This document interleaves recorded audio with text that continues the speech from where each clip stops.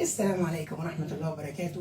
طلبتوا مني يا بنات ان انا اعمل لكم العيش السوري، فدلوقتي احنا هنعمل له العيش السوري مع بعض. هو طريقته سهلة وجميلة، بس هو بيتعمل بمية سخنة. فانا اللي هحتاجه ايه؟ هحتاج 3 كوبايات مية سخنة. مية سخنة انا بعمل ايه؟ بدل ما احطها هنا تغلي عشان ما تسودلكيش الحلة الألمونيا، لا اغليها في الكتل وخديها مية سخنة.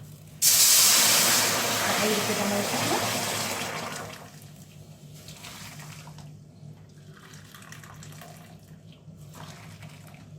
كده انا عيرت مية سخنة.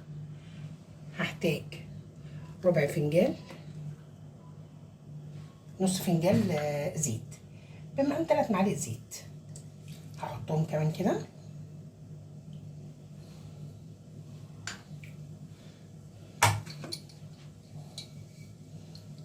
ملح، معلقه حلوه ملح،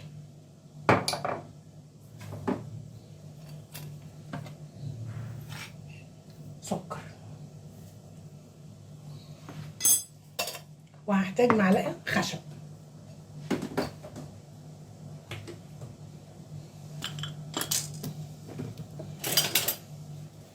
هدوب بقى الملح والسكر.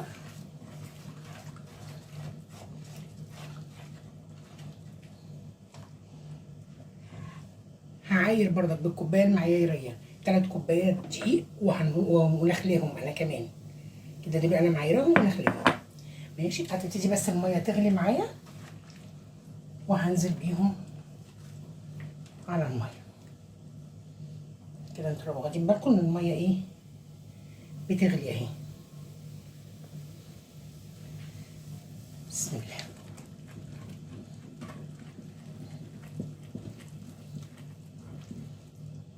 هقلب بس لغايه ما الدقيق يختفى معايا.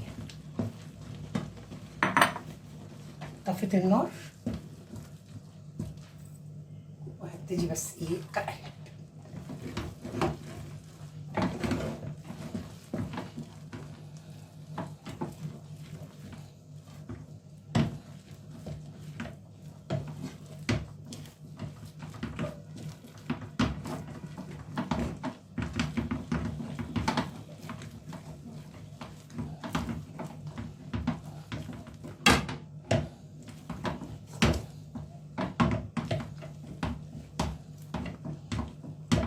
زي ما احنا شايفين كده لفت معايا عجينه. هاخدها بقى معايا على الرخامه، وعشان ايه ابتدي ابردها كمان واعجنها.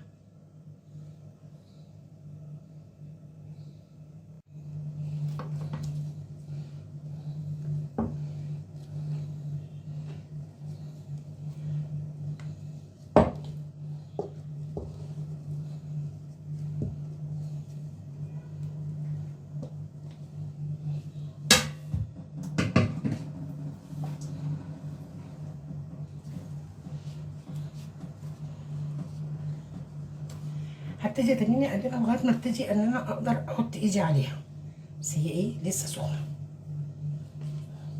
سيبها بس شويه تبرد معايا وارجع لكم. زي ما احنا شايفين كده يا بنات، هي بص بدات كده ايه تبرد.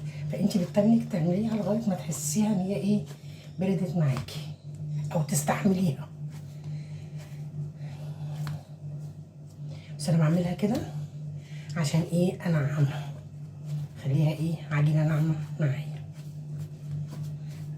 بس كده. وسيبيها لغايه ما تستحمليها ان هي ايه ساقعه، تقدري ان انت تتحمليها. بس كده تعالوا بقى نخرطوها عشان ايه نقطعها وسيبها ايه ترتاح.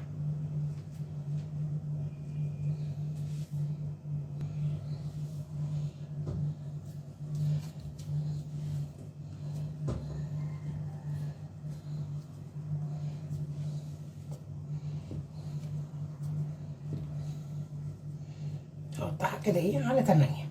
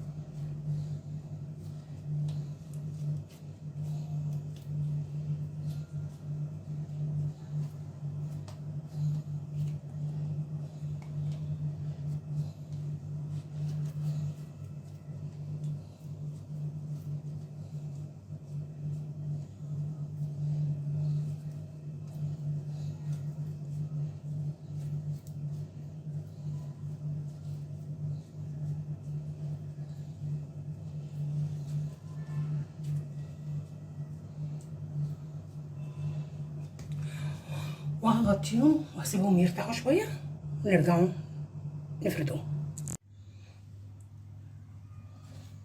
وكده بعد بقى ما العجينه ارتاحت هبتدي اخد ايه واحده وابتدي افردها، احط لها كده دقيق فوقيها ودقيق تحتيها وببتدي افردها. عايزه تفرديها كده بايدك الاول افردي، شوفي الطريقه اللي انت بتعرفي تشتغلي بيها ازاي واعمليها.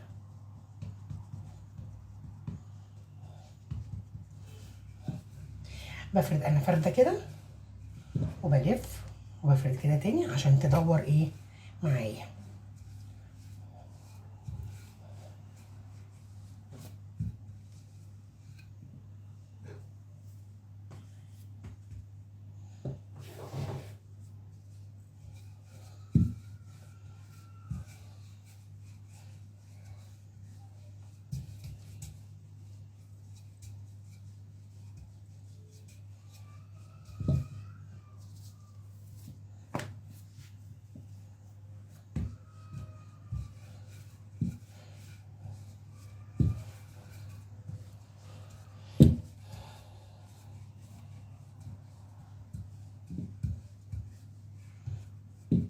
افرديها ولو اتعودت ما تشغليش دماغك، المهم ان هي ما يبقاش عندك فيها حته تخينه اللي هي عشان انا هوريكي انا هدورها ازاي. يعني انا دلوقتي كده هفردها لغايه بحس ان انا ايه انا عايزه الطبقه الرقيقه قوي دي كده عشان يطلع معايا ايه حلو ومظبوط. طب انا ما طلعتهاش دايره حلوه، عندك طبق كبير هنحطه وندوروها عليه، ما عندكيش هجيب غطا حله واشوف كده اهي بصوا متدوره وفيها فايض كمان، هضغط عليه كده بس اهي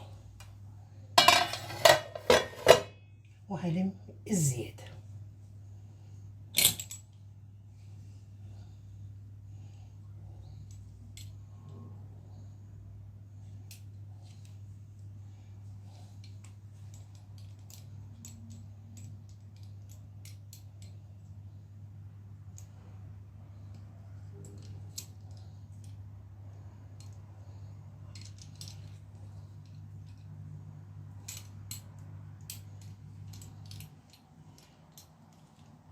كده وهلم العجين اللي فاض معايا دوت وهعمله، ويلا بقى على النار عشان نشوفوا هوديها ازاي على النار. اما تلمي العجينه بتلميها كده بايدك عشان تطريها تاني وتشوفي الحته اللي فاضت منك قبل كده وتضميها على بعض اهو، عشان عقبال ما تيجي تستخدميهم يكونوا ايه ارتاحوا. على فكره مسكته سهله، يعني بصي اهي كده، بصي تعرفي تمسكيه بسهوله. يلا بس نروح على النار نشوفه بسوي مع بعض ازاي. بحطه كده على الصاجه، اول ما الاقيه شمع بعرف اشيله، يعني بص هو كده ايه شمع من تحت انا قلبته، بصوا قلبته اهي سهله ماشي. وبسيب له النار واطيه، يعني بصوا انا موطيه النار مش عارفه بس مع الاضاءه ساعات النار ما بتبانش.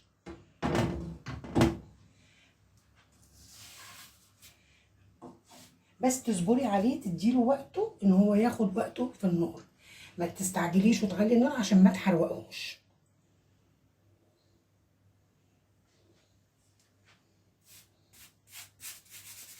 وبعد ما بخلصها بمسح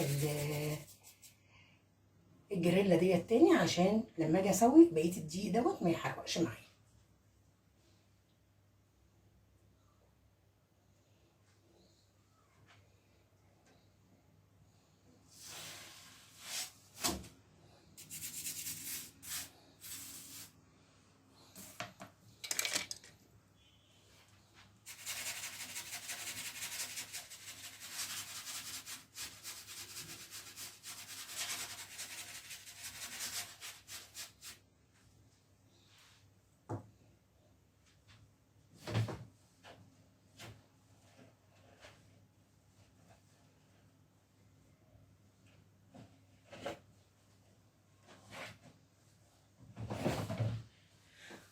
وهحضر بقى فوطه مطبخ وطبق احطهم عليه اللي بيها لما اطلعها احطها ايه على الطبق واغطيها عشان ما تنشفش معايا. بصي هي بدات تاخد لون بامبي كده ايه بسيط اهي. بصي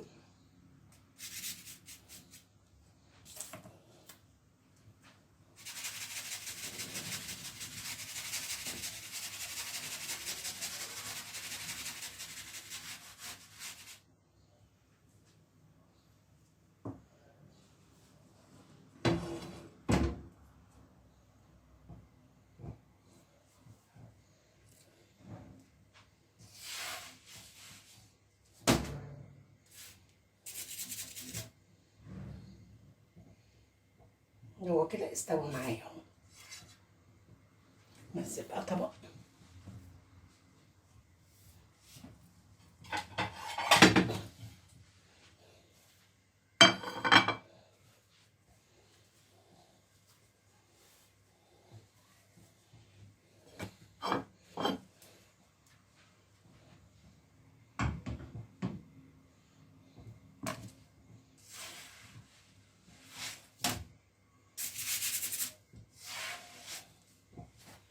كده.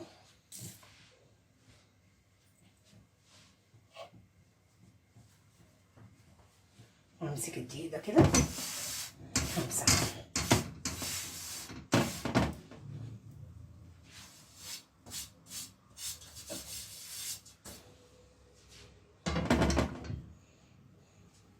وطالما طلعته كده من النار هبتدي اغطيه، اشيله بس كده من جنب البوتاجاز عشان ايه النار ممكن تلقط فيه.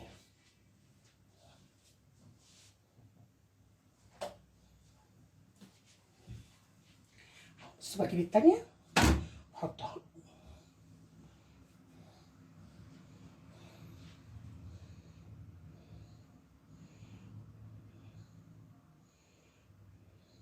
بص بقى الصاجة سخنت، هتبتدي ايه تسوي معايا كمان ايه اسرع.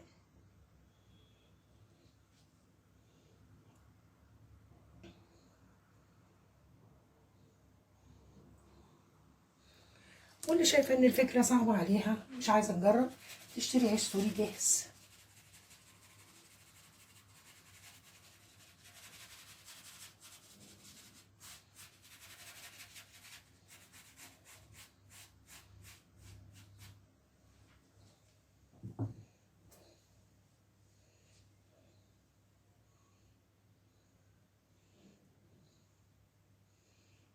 بصي بقى دي بدات تنفخ ازاي اهي. بصي بدات تعمل بقى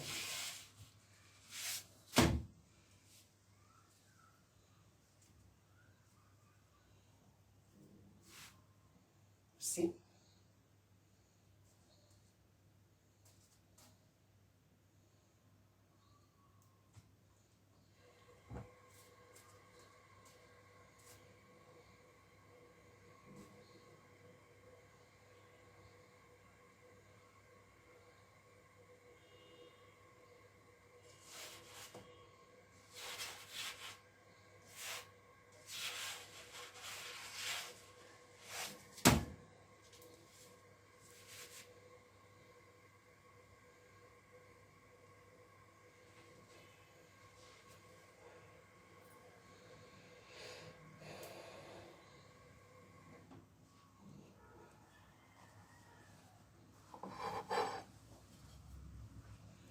وهاخد برضك التاني كده وهحطه برضك على ده على ده واغطيه، وهكذا. وهكمل بقى بقيه ايه الكميه. بس برضك مش هننسوا ابدا ان احنا ما بين ما نعمل كل واحد واحد انضف الجريل.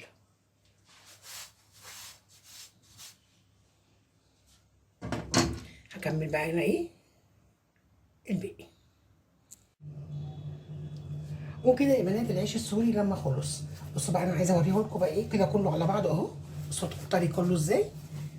بصوا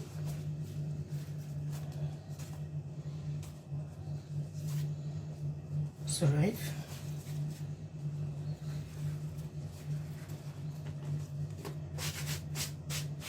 الطري جميل.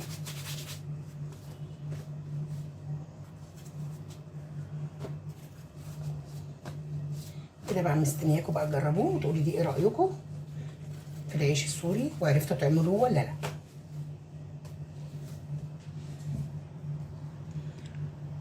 وده كان الفيديو بتاعنا بتاع النهارده، جربوه، مستنيه ارائكم وتعليقاتكم، لما نحرمش منها ابدا، واشوفكم في فيديو جديد. السلام عليكم ورحمه الله وبركاته.